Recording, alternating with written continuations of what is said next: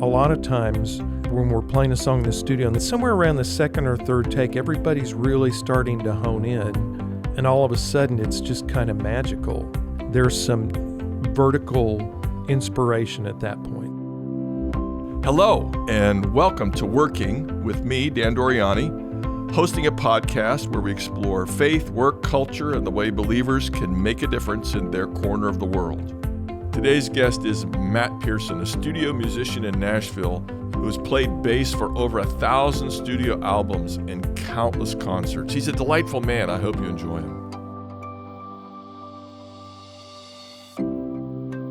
I could not be happier than I am today to have Matt Pierson with me. Matt and I are as good of friends as you can possibly be, given that we see each other about once every 4 years. Yes. So Matt was a student of mine briefly. Yeah. But then, we've had meals together and chatted together afterward. We're more or less the same age. And Matt is a musician, and he is a serious musician. He's primarily a bassist. Yes. But also can play the guitar and piano in a pinch. And he is a session musician, or maybe the better term is studio musician. He's recorded hundreds and hundreds of albums with all kinds of famous and not famous people. It's inevitable. Yes. We play for all kinds of people. Can you just tell us very quickly what it means to be a studio musician? And then tell us who you played with a little bit. Will do. Okay. So if you think of being a plumber, you'll have a good idea of what it is to be a studio musician. Actually, that's a little bit of a joke, but so studio musician, when an artist gets ready to record an album, the producer who is producing the record and working with the artist will hire musicians to come play on the album project. So the musicians show up at the studio. Sometimes we'll know what we're working on, and this is where I said it's like being a plumber.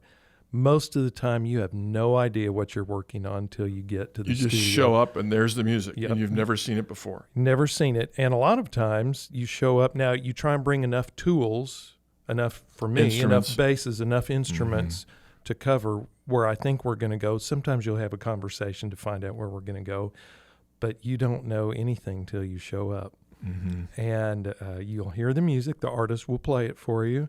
Sometimes on a guitar or piano. Guitar, piano. Sometimes there will be a kind of a work tape, if you want to call it that. Mm-hmm. And then most of the time, and a lot of times it ends up being me on a lot of the sessions that I'm on, somebody will write a chart out. Sometimes there's actual score, printed music. But not usually. No, 90% of the time, no. And we've gotten into this system in Nashville that we call the number system. I don't want to spend too much time on it, but it's an absolutely fantastic, efficient way to record a song. Corresponding, if anybody's listening that's had music theory, it corresponds to the numbers of the scale, 1 through 7, really. Mm-hmm.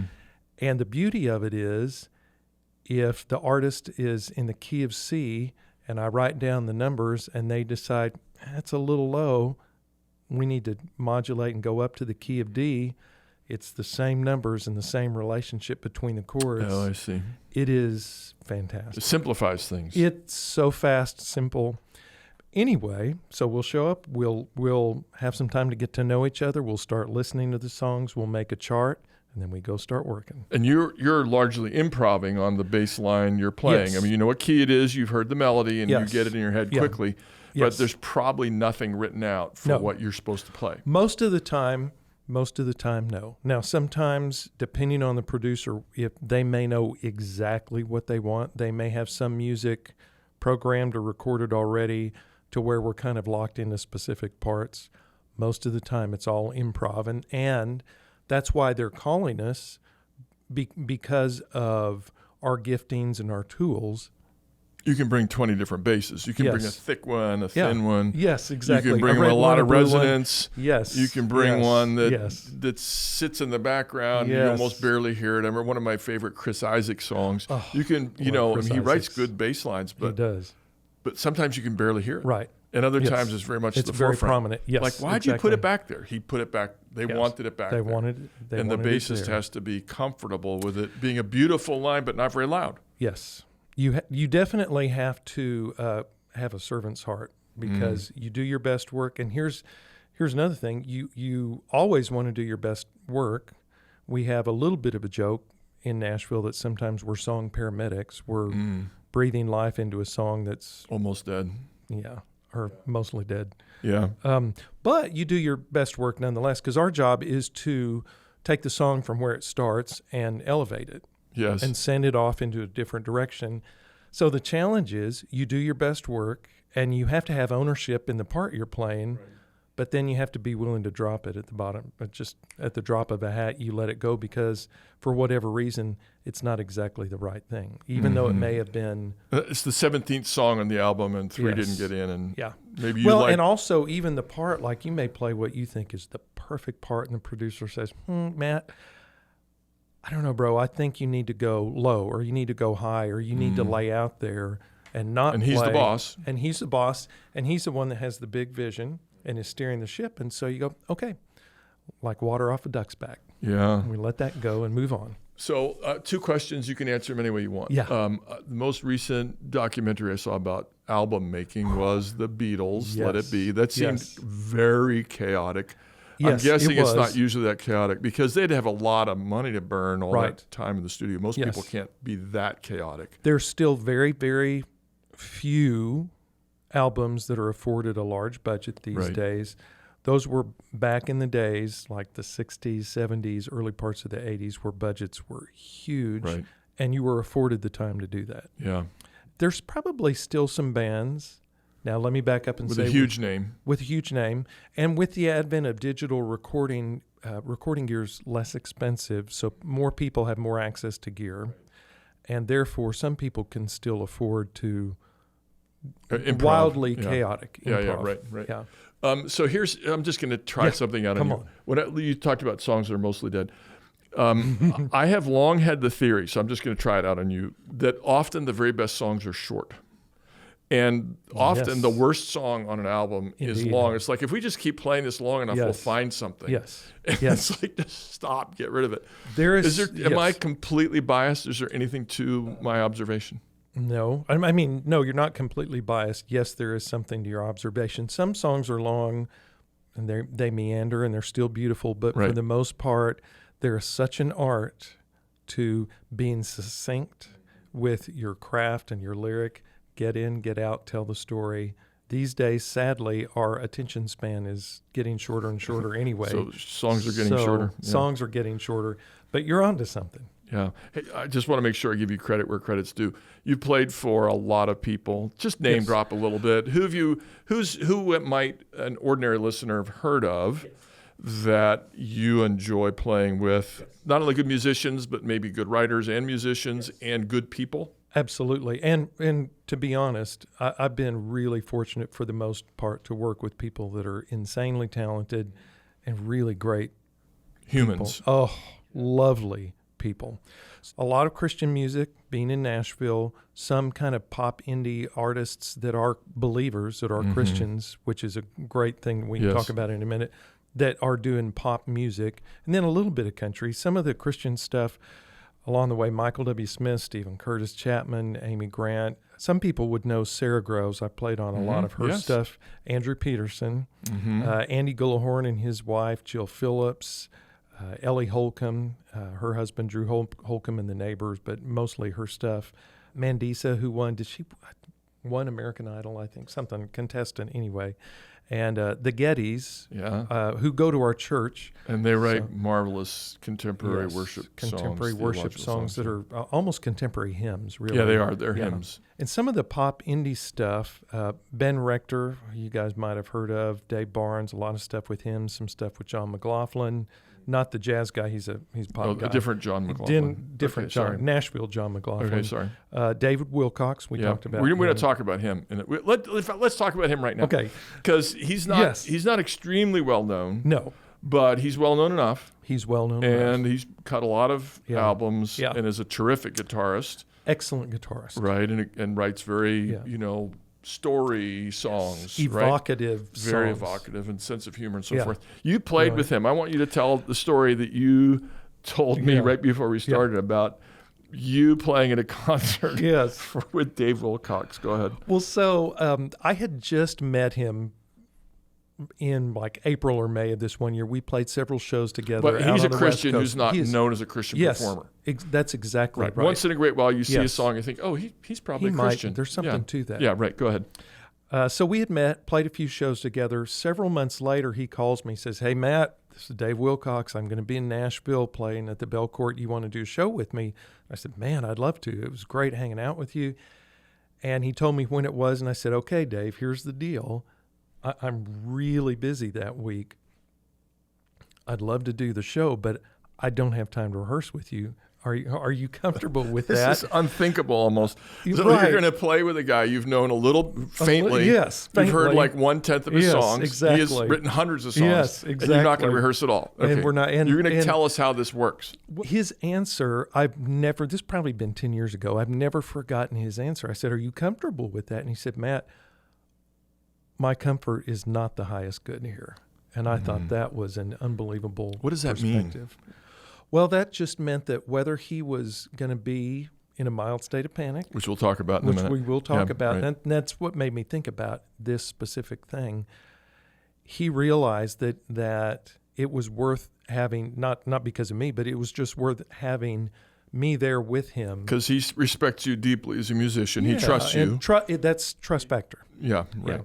He trusts your professionalism. Yes, and that I'd be able to pick up on what we were doing enough quickly to where it would work out, even if there wasn't the comfort level of having had a 4 or 6 hour rehearsal. So I may have said this in another podcast, but in a vaguely similar line, this is one thing we talked about a while ago. I've had to preach with, essentially 3 minutes or 1 minute or 5 minutes notice, maybe 7 times in my life.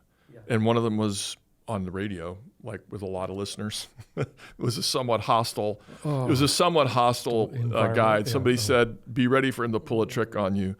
And he said, "You're going to preach," and Dr. Doriani's going to preach a sermon on Hebrews 12 right after the commercial break. And I said, "How long is the commercial break?"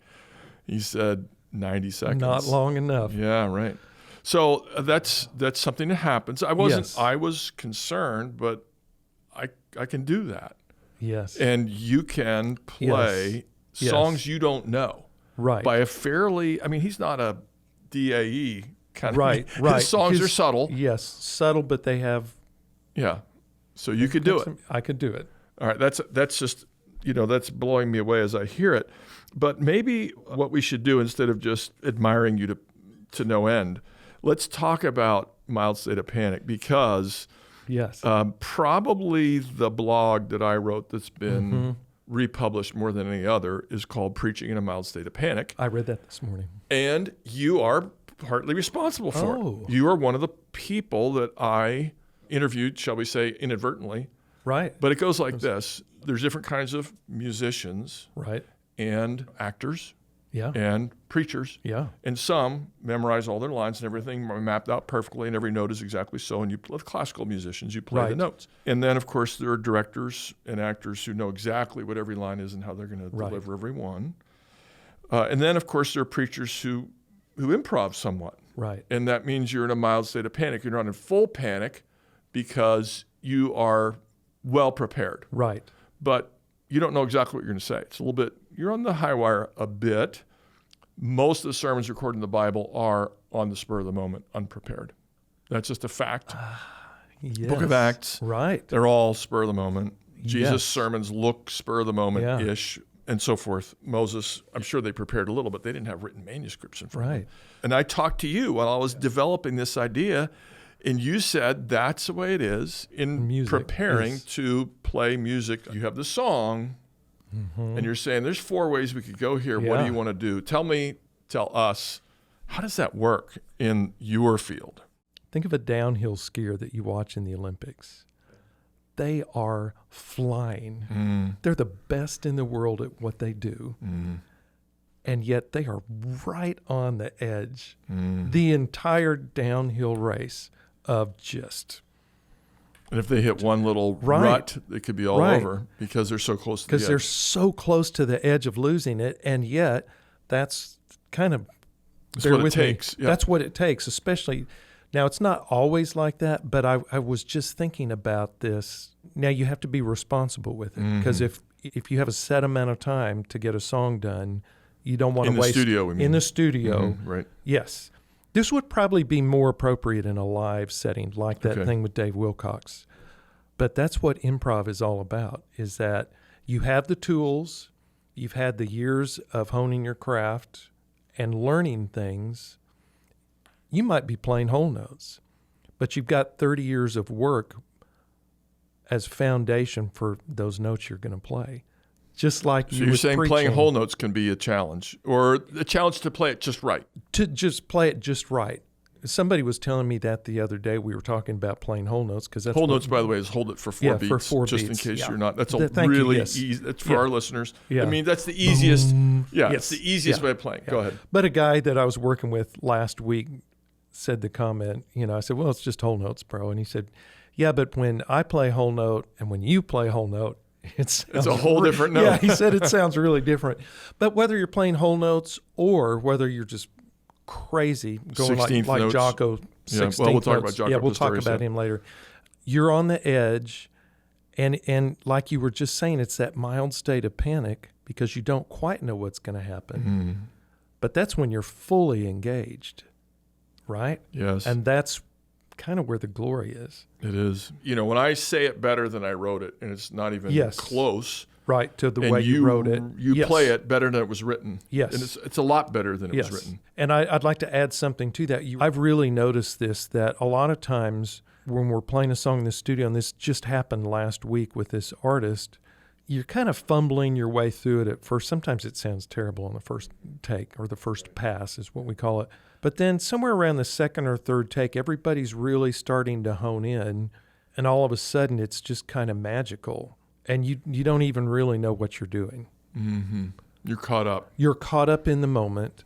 You're flow, playing people call it in the sometimes. flow. And I believe in Jesus and I believe in God that there's some vertical inspiration at that point, right? You pray before you play, I'm sure. Absolutely. Yeah, especially if it's a God-honoring song. And also I pray before every session, Sure. even if it's a secular thing, just to glorify God with the art that I do and the way I serve the people I'm working with. But somewhere around that third take, everybody, we don't know exactly what we're doing yet, but something is happening, like you just said, that's more than the notes you've written down. You just said something that's better than what you wrote down, and it's the same thing.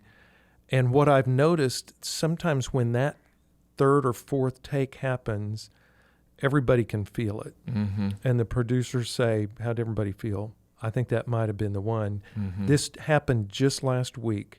We got to that point in a song, and we said, well, let's try another one just for grins. Right, yeah. And you might play exactly the same thing you played before, right? But you're not on edge, so it You're doesn't... not on edge. It's so not it the doesn't mild... have... Yes. Yeah, you're trying to capture what you did 10 Yes. minutes ago, And so it's a little bit dead. Yes. I still haven't figured out, if you will, the theology of all that. But there's something there because we hadn't figured it all out. Right.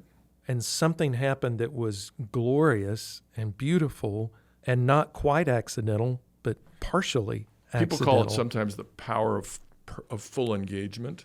Yes. By which, time kind of slows down.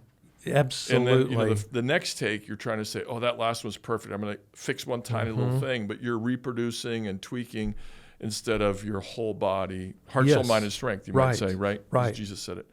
Is maybe not in it the way it was. Exactly. And you're trying to reproduce something. Yeah, right. It's like trying to scroll the sunset back and remake the sunset that you just watched. And it's not quite the same. No. There's a little bit of life that's gone out of it. The Alliance of Confessing Evangelicals is a coalition of believers who hold the historic creeds and confessions of the Reformed faith and proclaim biblical doctrine in order to foster a Reformed awakening in today's church. What all that means is we care about the church, we care about truth, and work hard to preserve and advance it every day. Connect with our broadcast, podcast, publishing, internet, and event platforms at workingwithdan.org. Thank you for your prayerful and financial support of the Alliance. Hey, let's talk about Jaco Pastorius just for a minute. So yes. He's a bassist like Yes. you, very, very famous. We did say that he was one of these people that could understand. And I remember I asked you about it because he reminds me of you somewhat, or you remind me of him, I don't know which. Joni Mitchell said, I need Jaco because he's the only person who understands intuitively what I'm doing. Yes. When she was in her highly jazzy, no resolution, no root chord.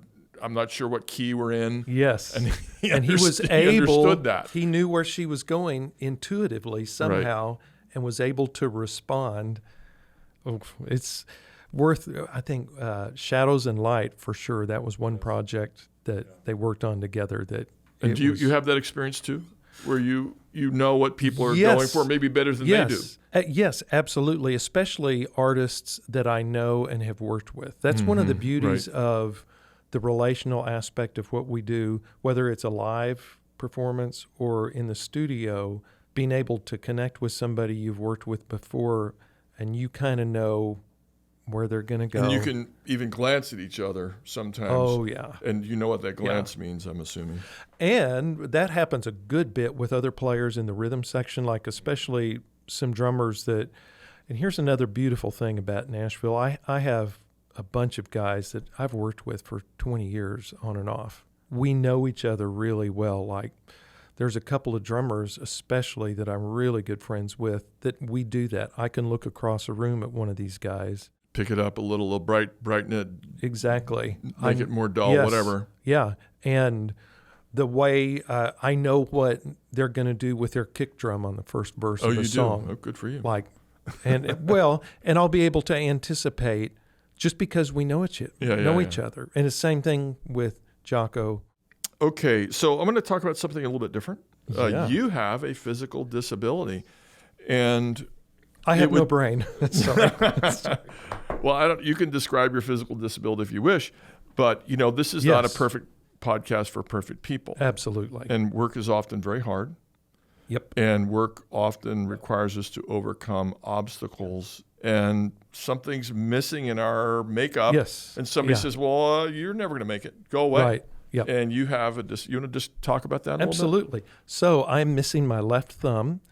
Not totally, but no, mostly. There's yeah. about, it's the very first joint that's left. Yeah. And about 11, 12 years ago, we live on a little farm. Oh, don't tell us how you lost your thumb. I don't want to hear it. Okay. I won't. It's a good story. I know, but we don't want to hear it. Yeah, okay, you got it. Let's just say my thumb was amputated. Okay. Not at it wasn't intended. Thank you. It was an accident. It was an accident. There was so much provision because the way the accident happened, my son, who's 20 now, the one who's such a good musician, he easily could have been killed in this accident, and I easily could have been killed. And it was kind of miraculous that it worked out the way it did. So you're thankful for God preserving you, but some people probably said, hey, right, your career is over. You're now a producer. Yeah, right, exactly, yeah. Because I actually thought, well, maybe I can just play keyboard bass now with my right hand. You do need your thumb to play. You do need your thumb to play. As it works out, you do. I was just, God really blessed the recovery process. This happened on a Monday, and I had to call guys and cancel my sessions that week and say, sorry, bud, I'm not going to see you on Thursday because this little thing happened. Yeah, right. But I actually started back in. I mean, I started playing at home the next day, trying to figure it out. Right. Yeah. And I figured out early on, okay, I can just make some adjustments the way I hold the electric bass.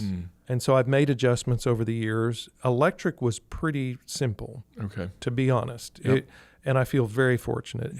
But you don't just play electric.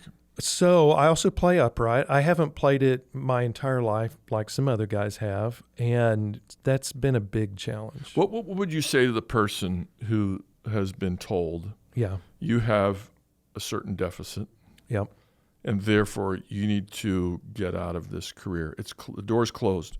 If you had somebody sitting in front of you, like I am, but they're saying, I've been told that I can't follow my dreams. Sometimes you can't, right? Sometimes you can't. There are certain deficits that can't be remedied, but what would you say to encourage somebody? Think of a listener who's out there thinking, I've been told it'll never work because I have a certain gap. What would you say to them? I would say make adjustments for the gap and the art that you will create, not only in spite of the gap, but the art that you will create because of the gap, is going to be beautiful in its own way.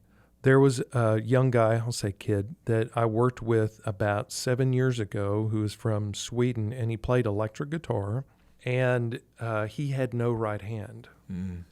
It would seem to be insuperable. It did seem to be, right, insurmountable, right? And he would take a guitar pick, they taped or Velcroed or something to the end of his arm, and he was an unbelievable guitar player. Wow. Tony Vincent, the Christian artist who has no arms and plays amazing guitar with his feet. It's amazing to play at all. It's amazing to play at all, to have any. Well. And he plays well. Yeah, it's not even the fact that he can, strum and make right. It's that he's a lovely guitar player. Mm-hmm. And so that's what I would encourage someone to do, to say, okay, there may be a situation that happens where you actually aren't able to pursue that anymore. Right. There are cases. There's cases. But for the most part, I had this conversation with a friend of ours whose vision was impaired that did some painting, and I was encouraging her to do that very thing of please continue painting. Paint what you see. Paint what you see. Yeah, right. The art that you're going to create in spite of and because of the gap is going to be amazing. I have a friend who's a painter that is about our age that has glaucoma, and his eyesight, he's almost totally blind, and yet is still painting amazing paintings. Because of his memory. That's a good point, because of his memory. And which is probably getting sharper and sharper. We don't have a ton of time here. So I want to go to some rapid fire questions. Yeah. And the first question is, Matt, if you do anything for 1 year, no worries, you're going to come back to your job, what would you do for 1 year? Probably take my wife and go live like on the coast of Northern Ireland or something. Oh, that's good. Little cottage.